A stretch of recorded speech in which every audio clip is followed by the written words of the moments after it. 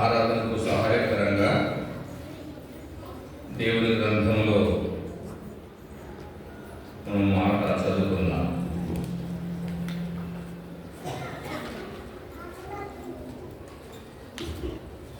రెండవ సమూయేలు 22వ అధ్యాయం.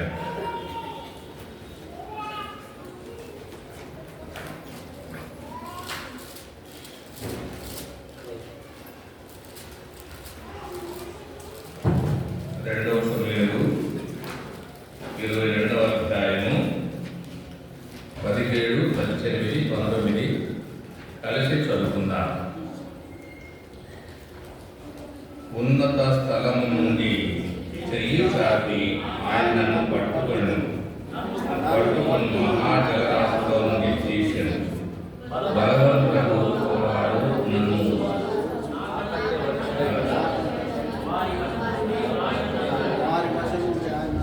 శాప్తాలను వారు నామిని ద్వారా ఎర్రోలను మహత్వను విశాలమైన స్థలముకు నన్ను తోడుకొని ప్రార్థన చేస్తాను.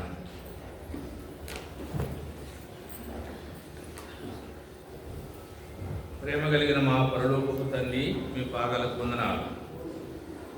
మమ్మల్ని జ్ఞాపకం చేసుకుని మా పట్ల కృప చూపినటువంటి మా తండ్రి మీకు స్తోత్రాలు. మీ దయా కనికరమును, మీ కృపా భాగ్యమును మా పండుగ దయచేసి కాపాడి కృప చూపినటువంటి మా పరలోకపు దేవా మీకు స్తోత్రాలు. చదువుకున్న భాగమును ధ్యానించడానికి ప్రతి సహాయం చేయమని యేసు ప్రభు నామమున ప్రార్థించి స్తుతించి అడిగి వేడుతున్నాం మా తండ్రి. ఆమేన్.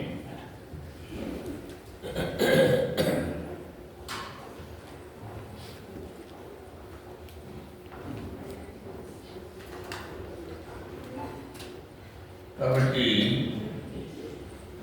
ఉన్నత స్థలం నుండి చెయ్యి చాపి, ఉన్నతమైనటువంటి స్థలము దేవుడి ఉండే స్థలము. చెయ్యి చాపినది యేసు ప్రభుల వారు కనుక నన్ను పట్టుకొని, అంటే మానవుడు ఈ సముద్రమైనటువంటి పాపపు లోకములో ఉన్నాడు కాబట్టి నన్ను పట్టుకొని అని అంటాడు. తర్వాత బలవంతుడగు పగవాడు అని అంటాడు. ఈ బలవంతుడు మరి గొలియాతు, కానీ మనము దైవికంగా మనం ఆలోచిస్తే ఆ పగవాడే మన విరోధి అయినటువంటి అపవాది. కనుక నాకంటే బలిష్ఠులై ఉండగా వారి వర్షం నుండి, అనగా శత్రువుల వర్షం నుండి ఆయన నన్ను రక్షించాను.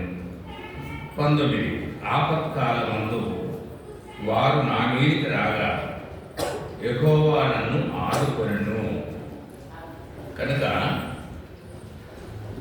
మరి ఈ ప్రకారంగా దైవజనుడు దావీదు గారు చెప్తా ఉన్నారు. ప్రియమైనటువంటి దేవుని పిల్లరా, మహాజలరాశులు యెషయా గ్రంథము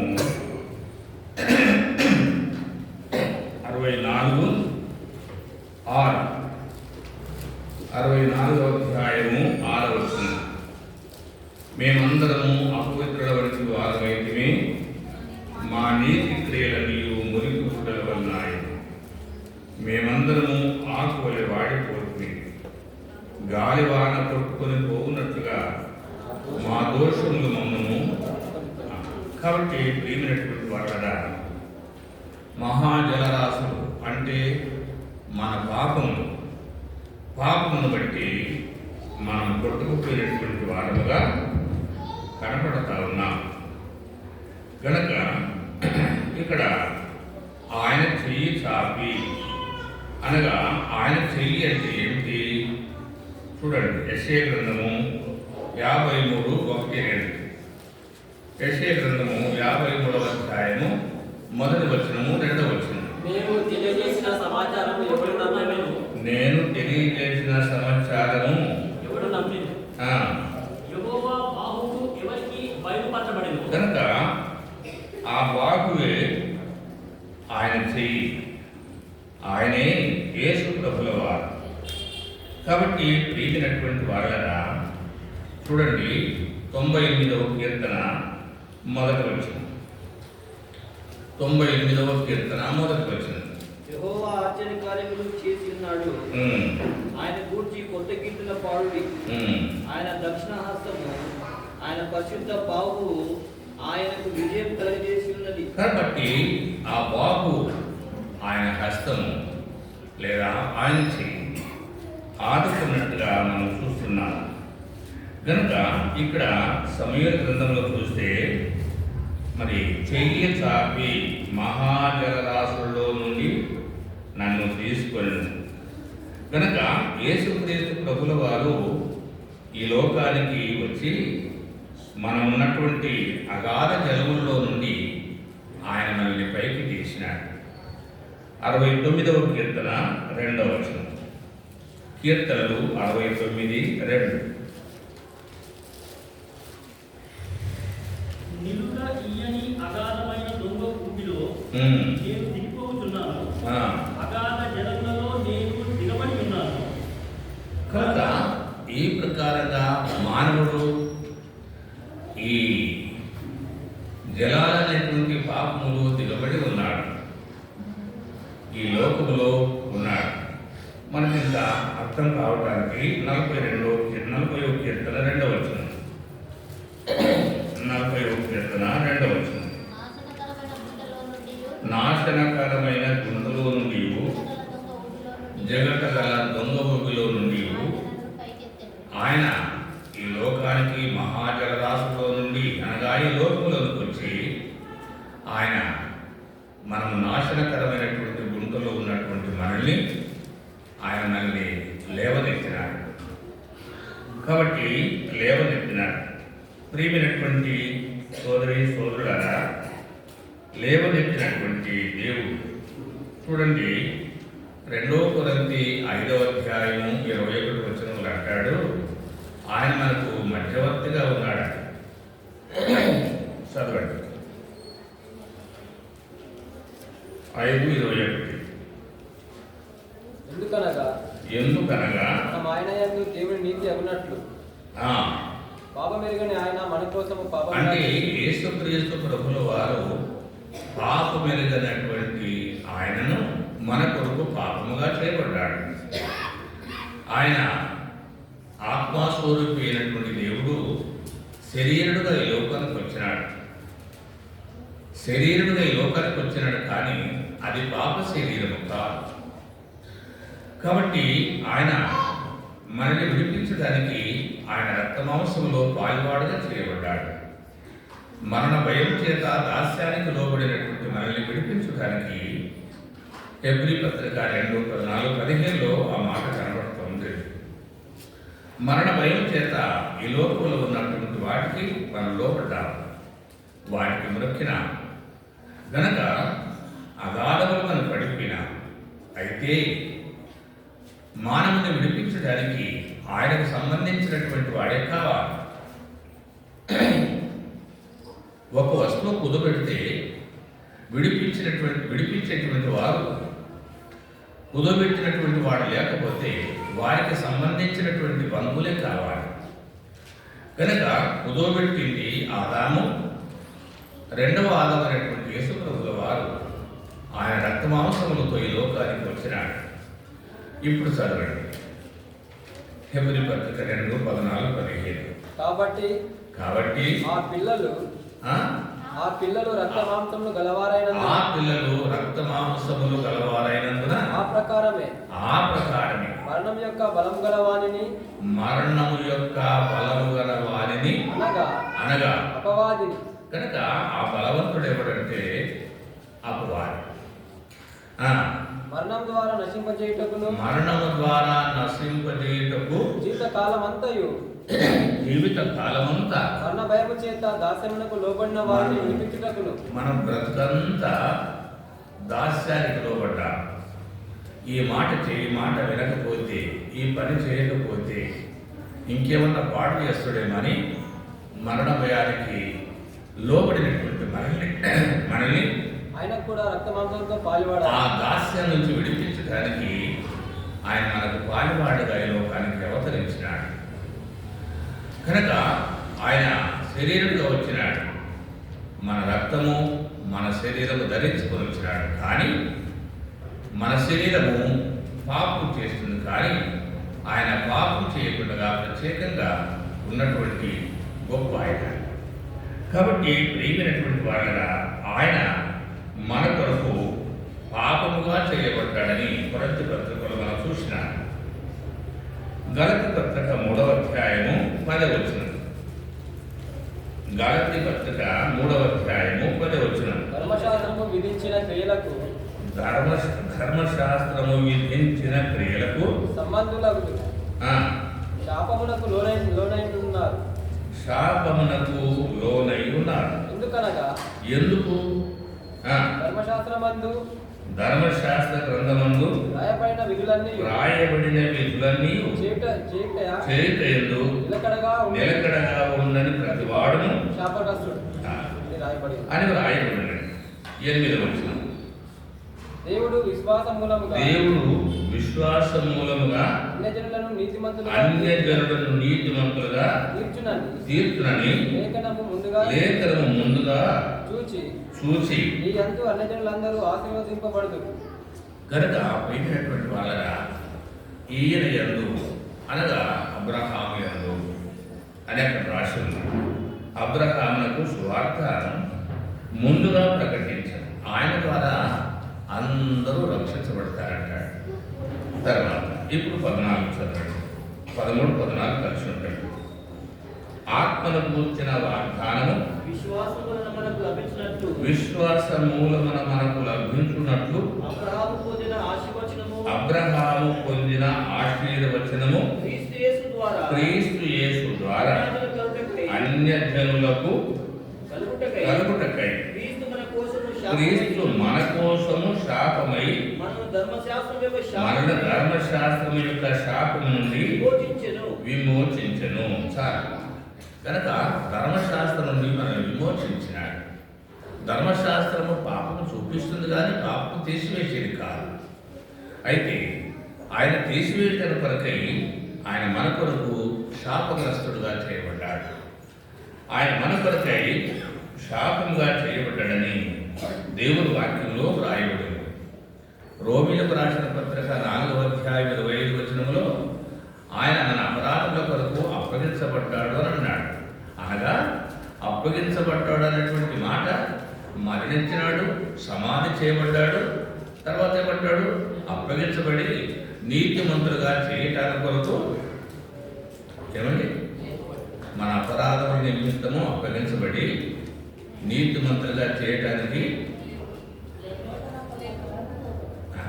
చదవండి. ఆయన మన అపరాధముల నిమిత్తము లేపబడెను. అంటే లేపబడినంటే మరణించినాడు, సమాధి చేయబడ్డాడు, అందుకొరకే తిరిగి లేచాడు అనేటువంటి భావం అది.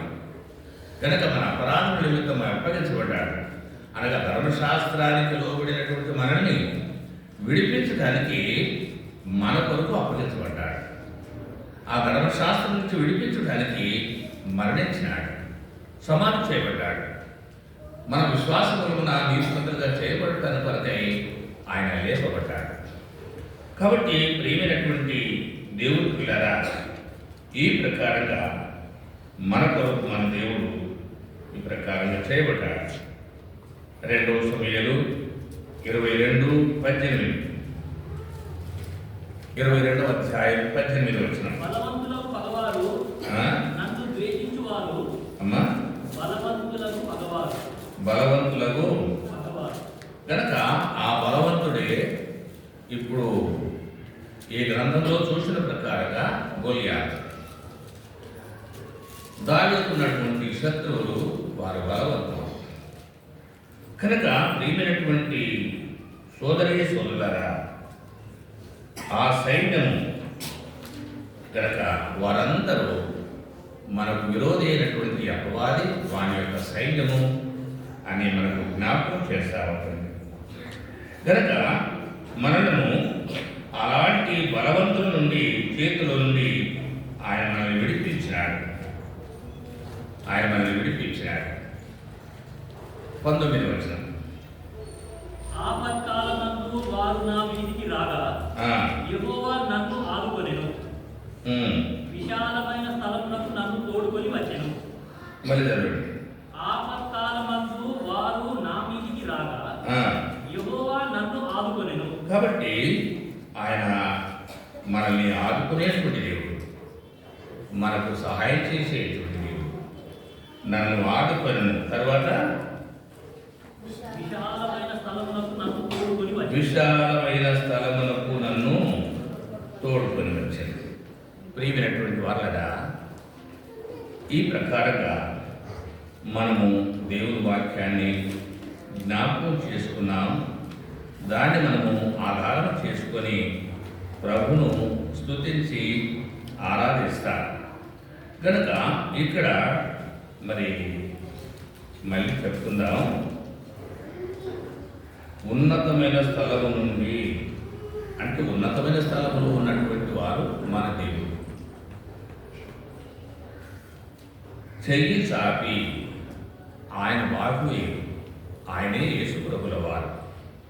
చెయ్యి చాపి ఆయన నన్ను పట్టుకొనెను అంటాడు.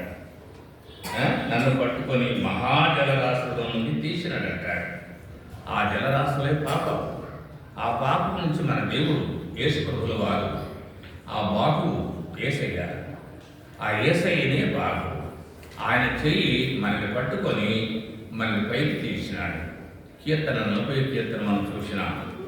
తర్వాత బలవంతుడు అంటాడు. ఇక్కడ దైవికంగా దావీదుకు బలవంతుడు గొలియాతు, దావీదుకు వ్యతిరేకంగా ఉన్నటువంటి శత్రువులు. అయితే నీకు నాకు బలవంతులు ఎవరంటే అపవాది. ఆ అపవాది నుంచి మనల్ని విడిపించడానికి మన దేవుడు, పరిశుద్ధుడైనటువంటి దేవుడు, ఆయన మన కొరకు శాపగ్రాహి అయినాడు.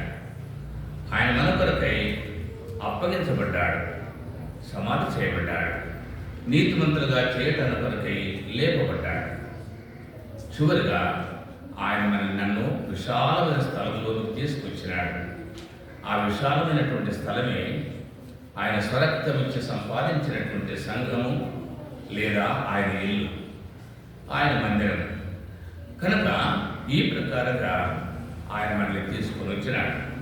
అపోస్తల కార్యము 2వ అధ్యాయంలో వారు అనుదినము వారు రక్షించబడినటువంటి వారు అనుదినము వారితో చేర్చబడుతుండేను అన్నాడు. కాబట్టి ప్రియమైనటువంటి దేవుని పిల్లరా, ఉన్నతమైనటువంటి స్థలము, మహోన్నతుడైనటువంటి దేవుడు, మహోన్నతమైనటువంటి స్థలంలో నివసించేటువంటి ఆ మహానుభావుడు, ఆయన బాబు అయినటువంటి ఆయన కుమారుడైనటువంటి యేసుప్రభుల వారు మహాజలరాశుల నుండి అనగా మన పాపం నుంచి ఆయన మనల్ని పట్టుకొని లేవదీయటానికి కొరకై మనం నాశనకరమైనటువంటి గుంటలో మన పాపమును బట్టి పడిపోయినాము. ఆ బాబు అన్నటువంటి యేసయ్య మనల్ని పట్టుకొని పైకి తీసినాడు. ఆ బలవంతుడు మన విరోధి సాతానుడు. వాని చేతిలో నుంచి విడిపించడానికి ఆయన రక్తమాంసంలో పాలువాడైనాడు, విడిపించినాడు. మరణం ద్వారా వారిని జయించినాడు, సమాధి ద్వారా వారిని జయించినాడు. కనుక ధర్మశాస్త్రానికి లోనైనటువంటి మనల్ని విడిపించడానికి ఆయన మన కొరకు శాపగ్రాహి అయినాడు. ఆ తర్వాత ఆయన విశాలమైనటువంటి స్థలాలను తీసుకొచ్చినాడు. కనుక అలాంటి పరిస్థితి నుంచి మనల్ని విడిపించి మనల్ని విశాలమైనటువంటి స్థలానికి, ఆ విశాలతనే దేవుని యొక్క మందిరం. ఎబ్బేజు ప్రార్థన చేస్తాడు కదా, 4:10 చదవండి. మొదటి దినవృత్తాంతములు 4వ అధ్యాయం 10వ వచనం.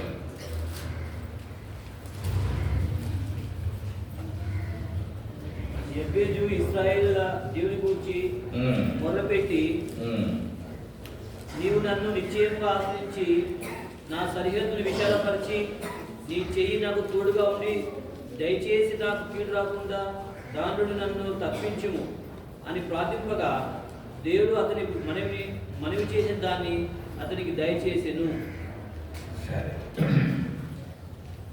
31వ కీర్తన 8వ వచనం.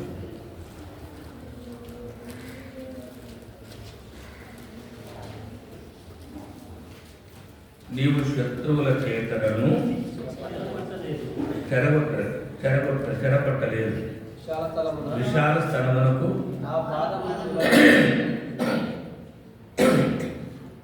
కనుక విశాలమైనటువంటి స్థలమునకు ఆయన మనకు తీసుకొచ్చినాడు. మన దేవుడు, ఆ మందిరమే విశాలత, ఆ మందిరమే దేవుడు. మన దేవుడిలోనే మనకు విశాలత, మన దేవుడిలోనే మనకు విశ్రాంతి, మన దేవుడిలోనే సంతోషం, మన దేవుడిలోనే ఆనందం. కాబట్టి ప్రియమైనటువంటి దేవుని పిల్లరా, ఈ 3 మాటలు మనం ఆధారం చేసుకొని ప్రార్థన చేస్తాం, క్షమించండి, ఆరాధన చేస్తాం. గనక మన పాపకులే ఆ జలాలు, మన శత్రువే అపవాది, ఆ మహోన్నతుడే మన దేవుడు, ఆయన బాగువే యేసయ్య. ఆయన మనల్ని ఈ లోకానికి, ఆ జలరాశులో నుండి మనల్ని తీసినట్లుగా ఈ పాపిష్టి లోకానికి 22వ కీర్తనలో చెప్పినట్లుగా ఆయన వదిలిపెట్టబడ్డాడు. శిలువలో ఆయన అంటాడు, నా దేవా నా దేవా నన్ను ఎందుకు చేయి విడిచితివి అన్నాడు. కనుక ఈ పాపమైనటువంటి జలంలో నుంచి మనం పైకి తీయటానికి కొరకై ఆయన వదిలిపెట్టినాడు. యెషయా గ్రంథము 53వ అధ్యాయం 10వ వచనంలో చెప్పినట్లుగా మన అపరాధుల కొరకు అప్పగించబడ్డాడు. కనుక మనల్ని ఆయన నలగొట్టడానికి తండ్రి అయినటువంటి దేవునికి ఇష్టమైంది. ఆయన పెద్ద కేక వేసి ప్రాణం వదిలినాడు, సమాధి చేయబడ్డాడు.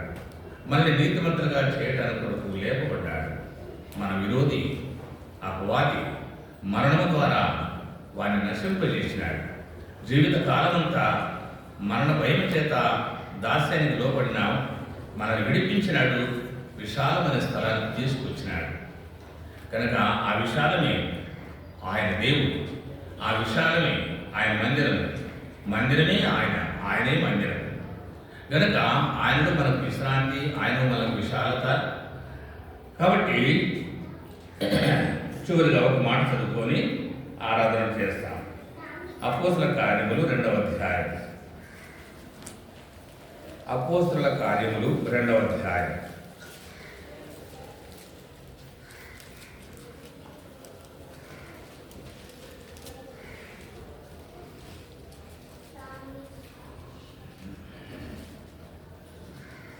నలభై 42వ వచనం. వీరు అన్నాడు. వీరు అంటే ఎవరు అనగా,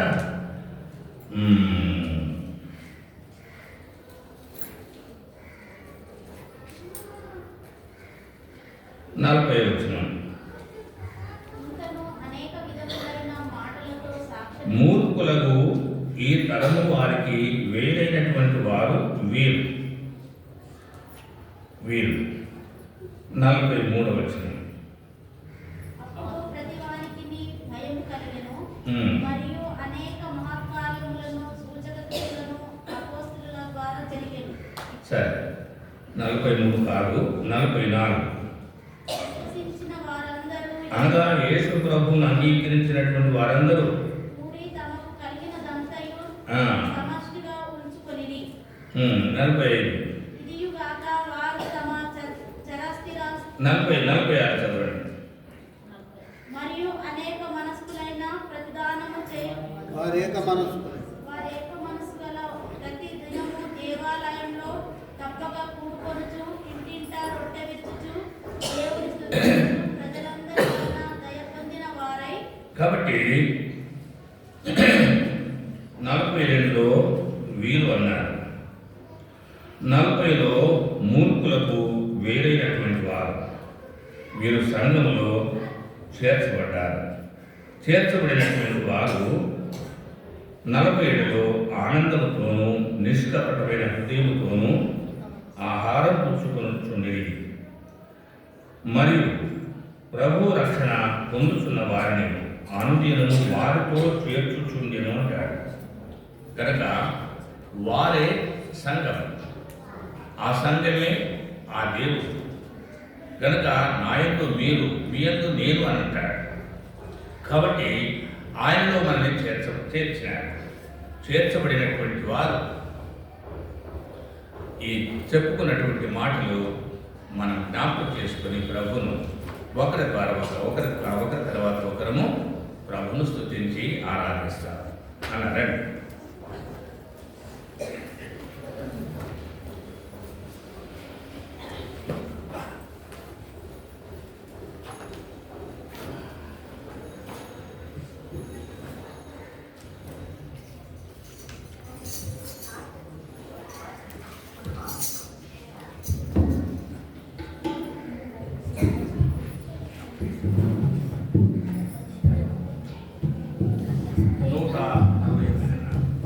పాట సంఖ్య 168.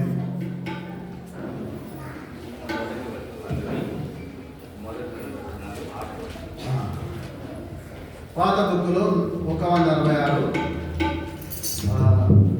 మొదటి వచనం, రెండవ వచనం, చివరి వచనం.